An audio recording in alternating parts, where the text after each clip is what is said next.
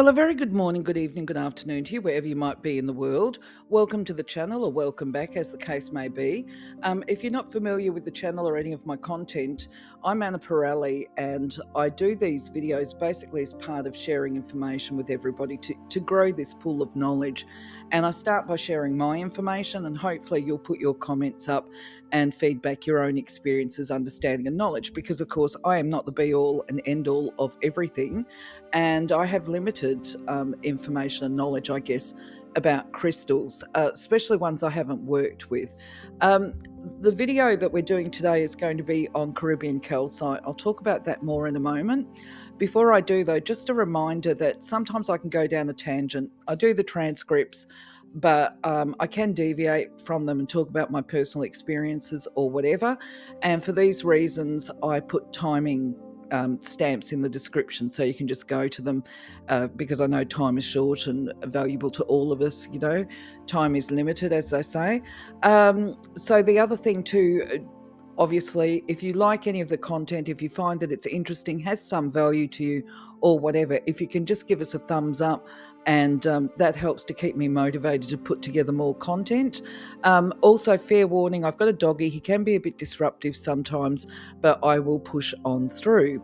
So anyway, Caribbean calcite is an item that I have more recently come across, and I initially saw it and questioned whether or not it had been misnamed. And this is because at a glance, it looks like some towers that I've got here that are hemimorphite, similar colouring, similar layings, with these little bits of chocolate and brown and with these beautiful blue hues to it and all the rest of it. Anyway, I did learn that actually they are two different items. Hemimorphite and Caribbean calcite, they are not the same. They've got a different crystal makeup. And apparently my initial reaction to Caribbean calcite is a common mistake that many people make. So that's comforting to know.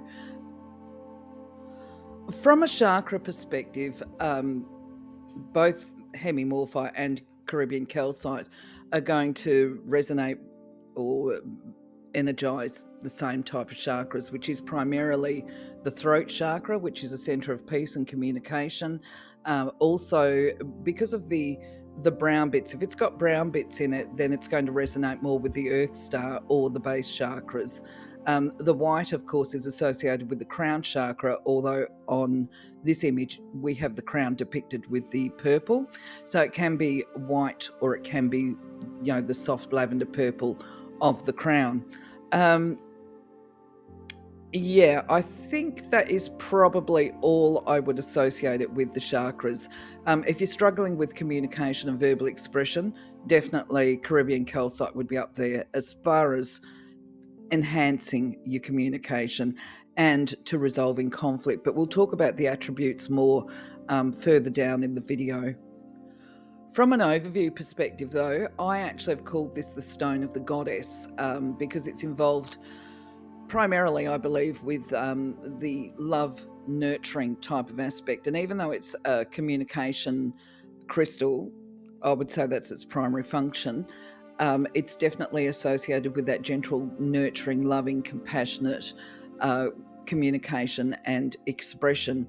And the image that I've got here, I believe this is the defining point. Unless you guys tell me different, I'm of the understanding that hemimorphite doesn't have the transparency or the translucency, if that is a better description, of the blue that we see here, because of course calcite can be quite clear in parts, where I don't think hemimorphite can be that clear. Over to you guys, though, for those answers. What I did see online, and I'm not sure of the rationale behind it, but basically Caribbean calcite is recommended for people of the Libra and Taurus in the zodiac. As far as I'm concerned, the people that watch many of these videos will know my attitude, but if you're new, I don't think it matters what your star sign is. The best option for when selecting your crystals and the crystals to use is actually to go into a shop, a premise, and actually feel and handle the crystals and see which one resonates to you. However, for some reason, somebody's made the recommendation of Taurus and Libra. I say don't let that either deter you from buying the crystal if you're not those star signs. And the other thing is too, if you are those star signs, don't feel that they're the only crystals that you can buy to enhance your verbal expression. There's plenty of other ones out there that will work with the same chakras. So, from this perspective, particularly because Caribbean calcite was new to me, I really had to rely on researching. And there was a bit of debate out there as to whether or not Caribbean calcite was misnamed or a fake, or, you know what I mean? A lot of skepticism, if you like, with the geos and that kind of community. Anyway, it turns out that the reason why most of us are confused by it is because Caribbean calcite is actually a fairly new discovery, and it comes out of Pakistan. And it's not named because it comes from the Caribbean. It is named, obviously, when you look at the colours of the hues of this crystal, it does really look like the beaches and the oceans that you would find around any island as well.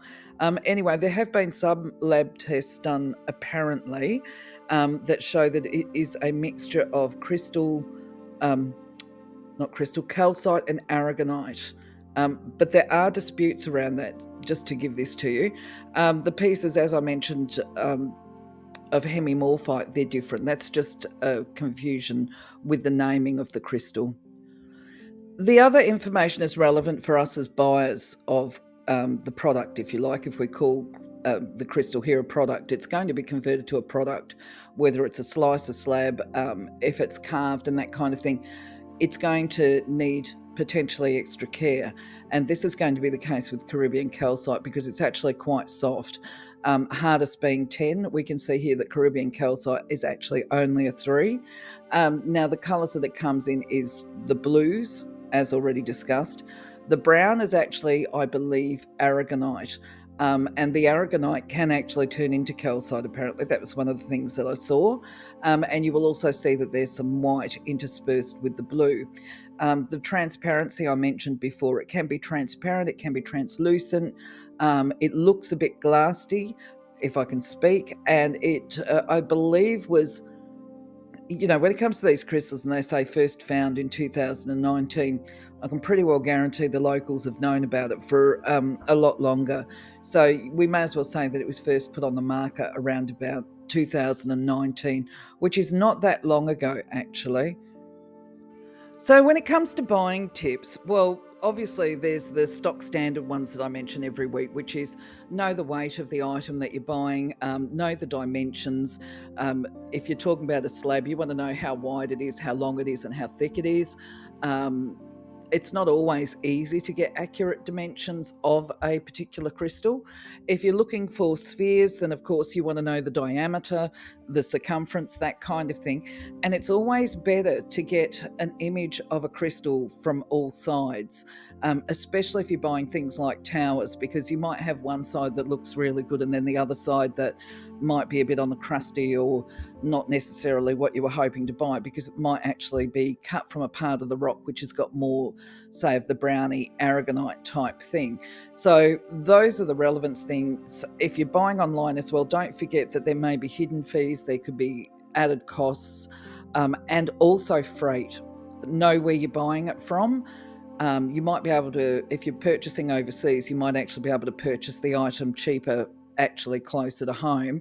And look at things like your currency conversions, and do you actually have to pay extra because perhaps the item might be listed as US dollars, and here in Australia, of course, I use Australian dollars, and that means that when I make a purchase, it's got to be converted over, and there is usually fees associated with the currency conversion.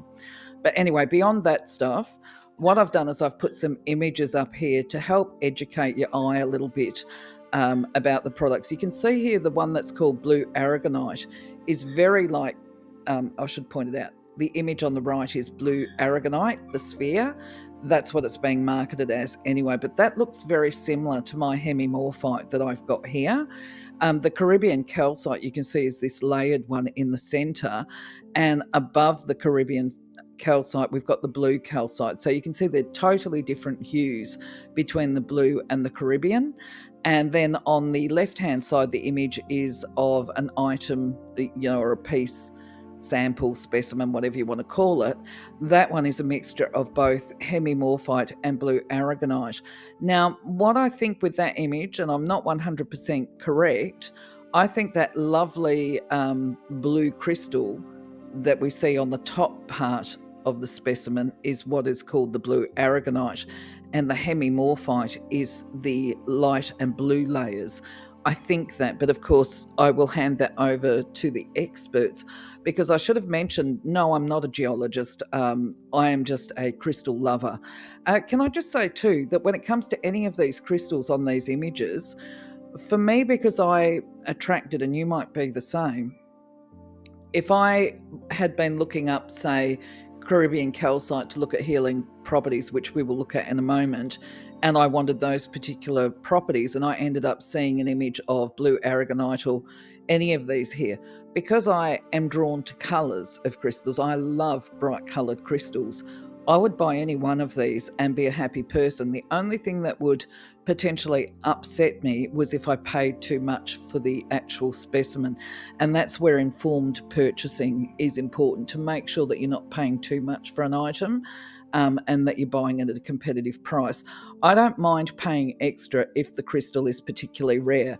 And I understand Caribbean calcite is fairly rare, so it does carry a price point that is higher than, say, blue calcite normally.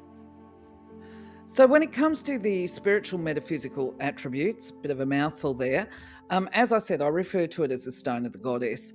There are some people that say that it is associated with the brow chakra and it awakens the intuition.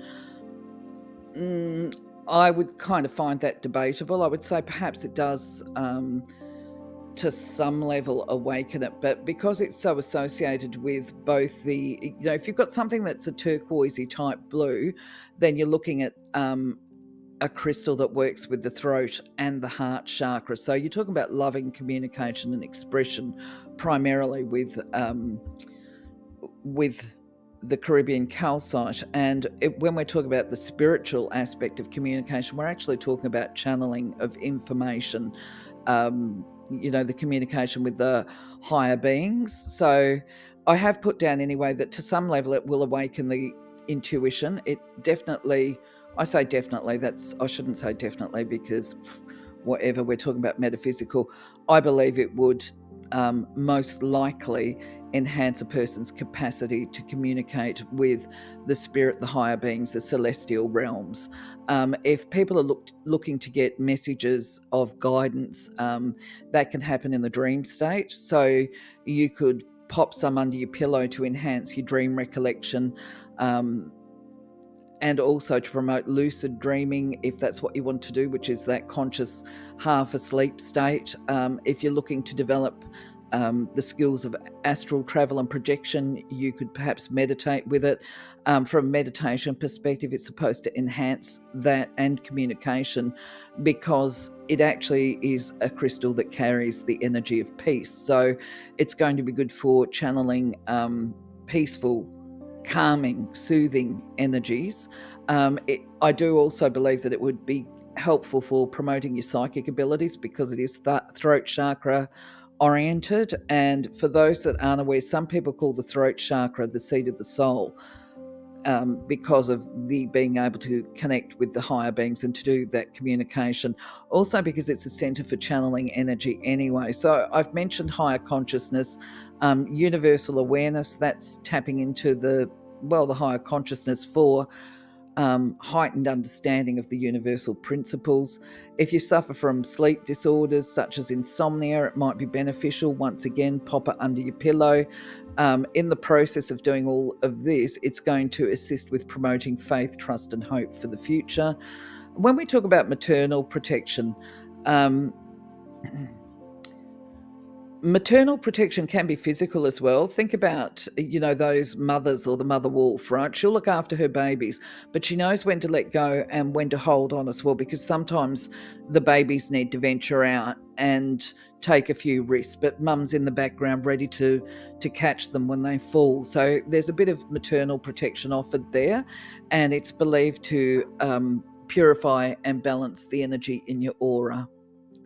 As far as the physical attributes go, of course, we've got to do this big caution and the disclaimer up the top that there's no evidence to support the fact that crystals can benefit physical health conditions or even mental health conditions.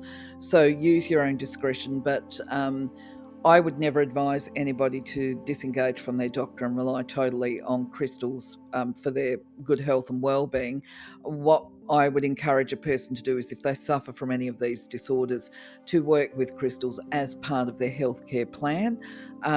Some crystals, depending on their mineral makeup, can have toxicity to them anyway. So make sure you look into the mineral component of any crystal to see if there's any trace elements or whatever that might actually be harmful to you.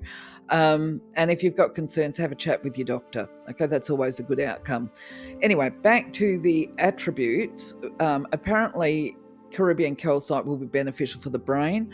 I think a lot of this I've drawn on my own intuition with. I have done, because there's not a lot of information. When you get a new crystal on the market, and 2019 is not that long ago, really, as far as people trying and playing and testing Caribbean calcite. But based on my knowledge and understanding of crystals, there are some things that are giveaways to me that a crystal might be beneficial, even if other people don't know about it. You know, if you get the white lines in a crystal, especially if they're like the dendritic opals, then they're going to basically be recommended for neuropathy type conditions, which is the neural pathways, you know, and behavior repatterning, and, you know, there's physical components to that as well. Anyway, so brain balance, if we're talking about a balancing crystal, you've got brain balance happening there with the hemispheres and also the frontal lobe and the brain stem. That would be associated with the white part of the Caribbean calcite. The white part also would support detoxification of the body and the organs, and the blue and the white would support immune system function. So if you've got disorders such as thyroid function particularly, or throat conditions and speech disorders, then there's a good chance that Caribbean calcite may actually support the health there of the thyroid and throat conditions. It's believed to be calming and soothing of inflammation, like fever and pains. And if you've got swelling, I didn't put it on the slide, but it might be good for things like bee stings and spider bites as well. And how would I use that? I think I would be inclined to probably gently rub it over a bee sting or a bite mark, you know, like hives or whatever. But you need to clean it and rinse it in between uses, of course. It would also support the skeletal system or structure. Hopefully, if people have got, and this is where your feedback is important as well, I'm guessing here because I haven't worked with Caribbean calcite, that maybe it might help fast track the healing process for broken bones and fractures. And of course, sleep disorders can be based on physiological conditions as well. Like if you've got sleep apnea, if that's how you pronounce the word, I think everybody knows what I'm talking about, where you stop breathing when you're sleeping. It probably would be really good for people with those kind of conditions to pop a piece under their pillow at night or wherever they sleep. So, as far as the emotional attributes go, obviously, when we talk about the throat chakra, it is a center of peace and peaceful communication, and therefore it has the effects of being able to soothe and calm any anxiety and stress disorders. You may as well say, if you've got enhanced communication, most conflict can actually be resolved. With respect to all parties involved, and that's the aim, really, is to generate more peace in our lives so that we can feel more comfortable, more safe, more alive, more loving. But anyway, so it is believed also to awaken the nurturing and compassionate side of love, and to bring in this balance of thought and emotions, you know, connecting the heart and the throat so that all of our actions are determined by this, I suppose, collective consciousness of love. When we talk about communication, there's also non-verbal communication, and can be facial expressions and things like that, the way we respond to cues, shall we say, in our environment, and also the written expression. You know, sometimes we write our thoughts down.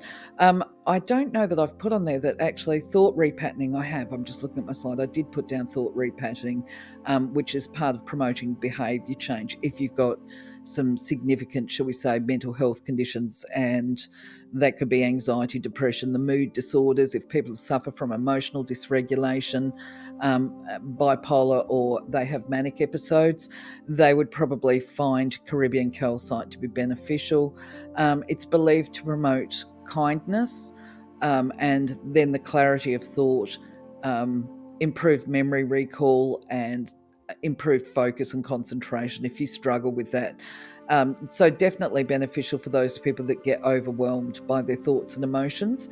And ultimately, because I would associate this more with the aragonite aspect of Caribbean calcite, where you've got those bits of brown coming in, the opening up of a person to be able to experience and feel more joy and more sweetness about life. That's all part of feeling the peace, feeling love, and feeling happy.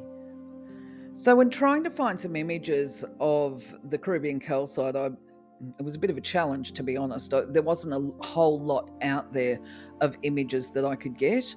And so I suspect, yes, you could have it as tumbled stones. Definitely, we can see in this image here that there are points and towers and that kind of thing. And if you've got the tumbles or even the specimens, you can meditate with them and hold them, or you can use them for gridding.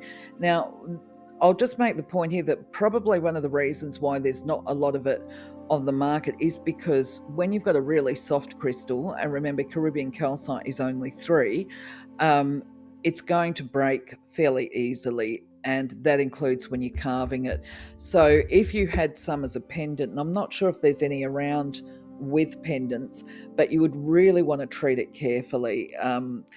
I'm not saying that it's not out there as a pendant or in other forms. It might actually be marketed under a different name. It might not be being sold through the retailers as Caribbean calcite. It might actually be sold as blue aragonite, or it could be even sold as hemimorphite. But yeah, bottom line is I didn't manage to find a lot of photographs of it prepared for use. If you're new to the channel, then you won't know, and even if you're a returning visitor, you may have missed the videos where I explain that the messenger slide comes from the fact that when I deliver services to people, and that's my psychic services, I will quite often go to a bowl of crystals that I have, and do a lucky dip. I allow my hand to be guided to a crystal if I'm doing distance readings, and if the person is present, I get them to pull a crystal, close their eyes, and just allow their own hand to be guided to a crystal. Now, bottom line is, realistically, while I do offer messages from those crystals, when it comes to Caribbean calcite, because it's such a soft crystal, it will never be part of my bowl of crystals because it could probably be damaged so easily. But hazarding a guess, this is my interpretation of the primary messages of Caribbean calcite, which is one about having an awakening, that as we go through our life on the physical plane, the first stages of healing is to be able to care for ourselves. To put this into perspective, I just need a cough actually. Yes, so the first stage of healing is that business of being able to care for ourselves, to nurture ourselves. It can be to forgive ourselves, to keep ourselves healthy and safe, and to instill peace and love as our primary determinants of actions, I guess.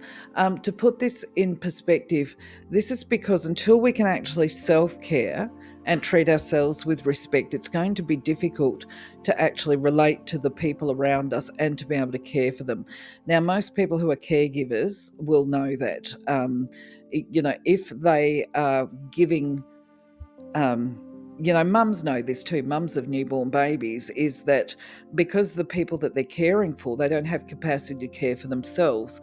So mum might be exhausted, sleep fatigued and everything else, but she's got to dig really deep, sometimes after 3 hours sleep or whatever, to be able to meet the baby's needs. This is an example of it.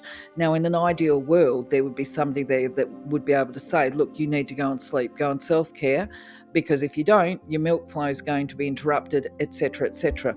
I guess the mother and the new baby scenario comes to mind for me because my daughter's just had a new baby. And of course, this is all part of her looking after her well-being so that she can be the best possible mother and caregiver to the new baby, if that makes sense.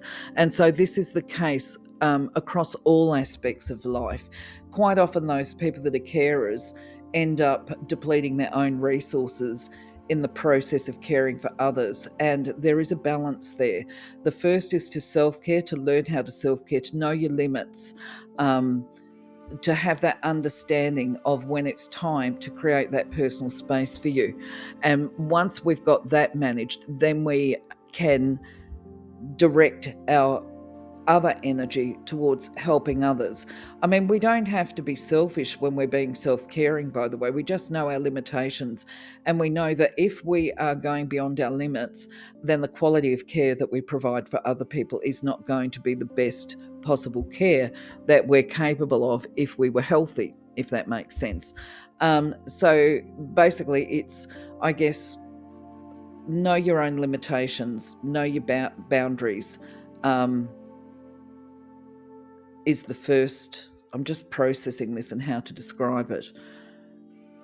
The second part of the awakening is not just about caring for people, as in caring for our loved ones, but the recognition of the brother and sisterhood consciousness. So it's actually going further than the family unit and looking at the wider society and recognizing that everybody has their own base needs. We don't know the stories that people are going through.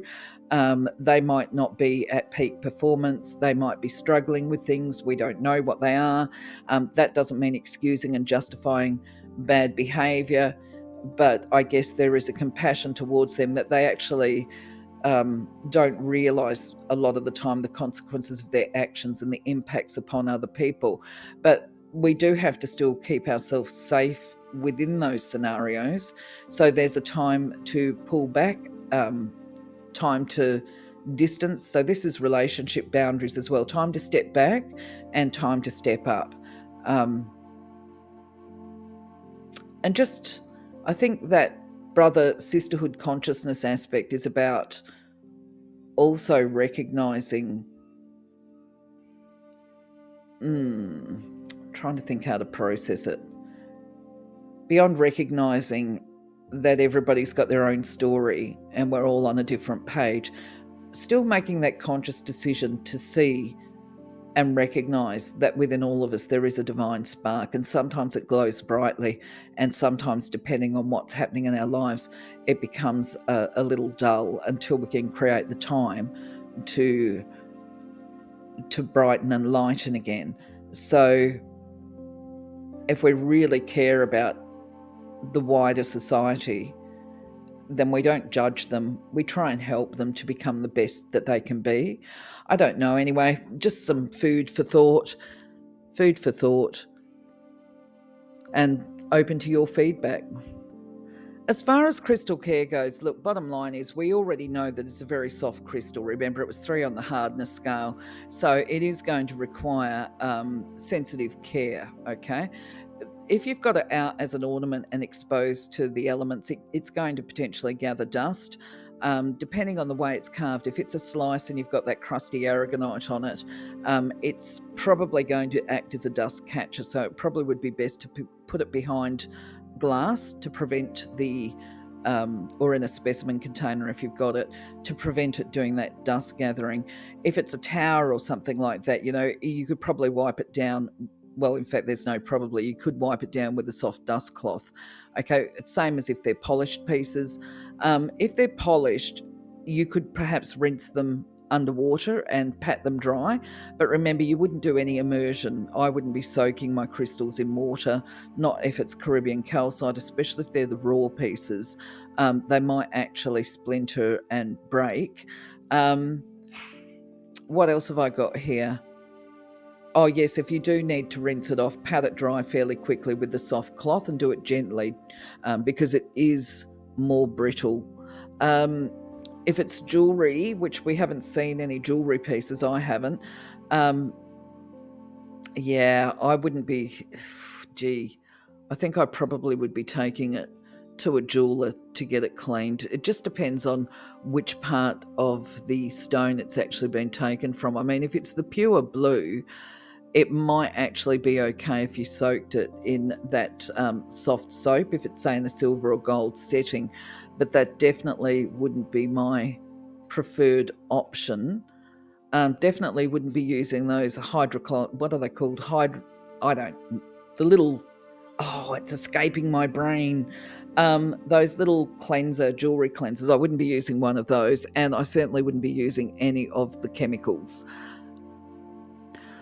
I saw one of those recommendations where, sometimes when you buy a crystal, they put the price tag on the actual crystal itself. And when the crystal or when the sticker is taken off, there is that residual stickiness. Most of us will know about that. One person recommended that you use a little bit of eucalyptus oil or tea tree oil to remove the stickiness. I would be so cautious about that. While they are really good, both of those oils, we use them a lot in Australia for cleaning, actually, and they are quite strong smelling, actually. But eucalyptus oil is really strong as well. I would approach it with caution, and I would recommend that you actually test that perhaps on one of your less beloved pieces before you try it on your Caribbean calcite. Be aware, speaking of being Australian, we have that very harsh, bright sunlight. So Caribbean calcite, because it's coloured, it is not one that you would actually put out in direct sunlight because it will fade. Certainly if you're in the Northern Hemisphere, maybe prolonged exposure. Somewhere like Australia, I've seen the really pretty crystals actually lose their colour fairly quickly. Also, you wouldn't be using Caribbean calcite as a feature on your water fountain. I do that with some crystals as well. I will pop them into the water feature because I just think it's nice. It creates a bit of ambience, but Caribbean calcite really isn't suitable for that. As far as energetically goes and keeping the metaphysical properties high, my preference, as always, is for selenite. I'll rest all the crystals on selenite to clear, cleanse, and recharge them. And I will also use the incense. Sometimes I might put them out under moonlight. Caribbean calcite, I definitely would put it out under a full moon, and not always a full moon. I'll put them out under a bright moon as well. If it's a particularly clear night and the moon is very bright, I would consider putting the crystals out at that time as well. Just to energize them a little bit more. I think, yes, I would probably earth it as well, meaning put it in the garden in a sheltered spot. If it was a tower, not necessarily for a tumble. I think the magpies might be attracted to the smaller type tumbles. Anyway, I do have the videos and the video links on attuning to and clearing and cleansing your crystals, and they are in the description part of the video if you want to find more strategy. But alternatively, if you've got strategies that I haven't talked about that you use for clearing and cleansing your crystals, by all means, share them with us. Thank you. So we have reached that part of the video where I've shared with you the extent of the information that I have been able to find or gather about Caribbean calcite. And now I'm just going to hand it over to you guys to give your feedback, share your information, knowledge, understanding, how you might use it, and that kind of thing. And in fact, even how you might cleanse, recharge, all the rest of it. For now, though, I'm just going to say, look, thanks for being part of my journey. I shall catch you on the next video. Take care. Love you. Leave you. Have a blessed day. Bye-bye for now.